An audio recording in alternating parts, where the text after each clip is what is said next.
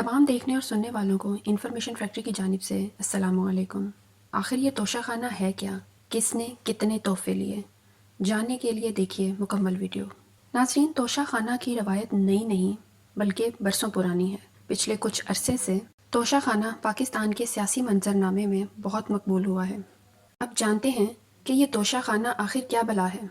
سربراہان مملکت کو ریاست کے دوروں یا پھر دوست ممالک سے تحائف ملنا ایک عام بات ہے۔ ان تحائف کا مقصد جذبہ خیر سگالی یا پھر اچھے تعلقات کی بنیاد ہوتا ہے۔ تحائف کو سنبھال کر رکھنے کا ہر ملک کا اپنا نظام ہوتا ہے۔ پاکستان میں جہاں یہ تحائف رکھے جاتے ہیں اس جگہ کو توشہ خانہ کہتے ہیں۔ سربراہان مملکت اگر کسی بھی تحفے کو اپنے پاس رکھنا چاہیں تو اس کی طے شدہ قیمت، جو کہ نئے قانون کے مطابق اصل قیمت کا آدھا ہوتی ہے، ادا کرنا لازم ہوتی ہے، ورنہ یہ غیر قانونی تصور کیا جاتا ہے۔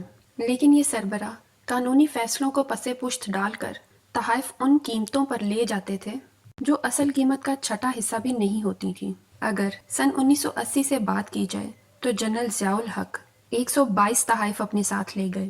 سابق وزیر اعظم محمد خان جنیجو 304 تحفے اپنے ساتھ لے گئے۔ سابق صدر غلام اسحاق خان 88 تحائف، جبکہ محترمہ بے نظیر بھٹو نے توشہ خانہ سے جو تحائف لیے ان کی تعداد 174 تھی۔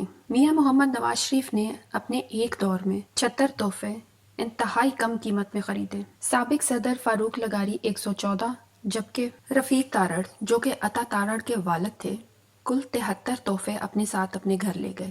ظفر اللہ خان جمالی جو کہ ہمارے وزیر اعظم تھے 140 تحائف لے گئے، اور چودھری شجاعت حسین کے حصے میں 9 تحفے آئے جو وہ اپنے ساتھ گھر لے گئے۔ اور اگر بات کی جائے جنرل پرویز مشرف کی تو انہوں نے 515 تحائف پر ہاتھ صاف کیا۔ اگر عمران خان کو ملنے والے تحائف کی بات کی جائے تو ان کی تعداد 58 ہے۔